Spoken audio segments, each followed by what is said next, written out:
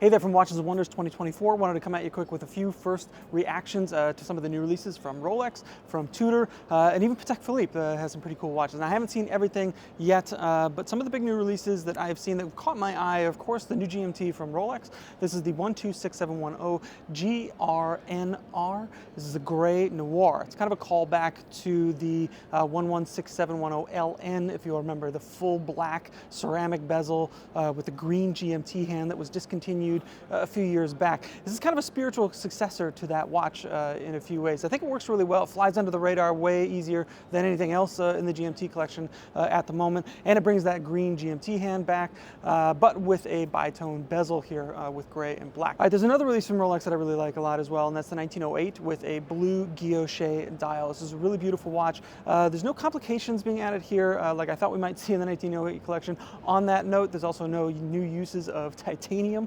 like I also thought we might see. There is, however, a new solid gold sea dweller as well, which is a bit of a strange watch if you ask me. Quite heavy, I imagine. I'll be going hands-on with these watches in just a couple of days, so stay tuned for more hands-on impressions of some of these watches. Oh, and one other thing that I wanted to note from Rolex, it does appear that the Pepsi bezel GMT is still listed on the website, so it doesn't look like there's been any discontinuations as far as that watch goes. All right, moving over to Tudor, we have some new black bays, of course, to talk about. Nothing new in the Pelagos front, but there is a new black on black black bay, which gets the revised dimensions of the case and the refined case that we saw released last year with the burgundy bezel. So I think that watch works really well. It's exactly what you need it to be.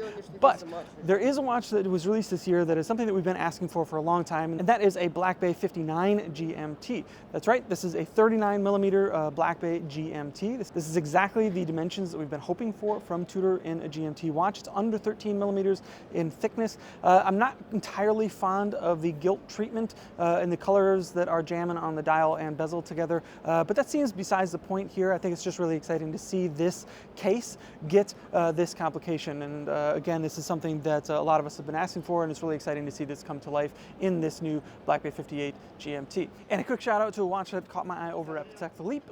This is a quartz Aquanaut with an old school grenade dial. It's dual time. It's got a little home aperture at the bottom. This is a watch with tons of personality. I love this thing. So we'll have a lot more details on this and all the other watches coming soon at the Deep Track. I already have some of my thoughts live there, but keep an eye out and get subscribed if you're not. We'll have a lot more hands-on with some of these watches coming soon. All right, until next time, take care.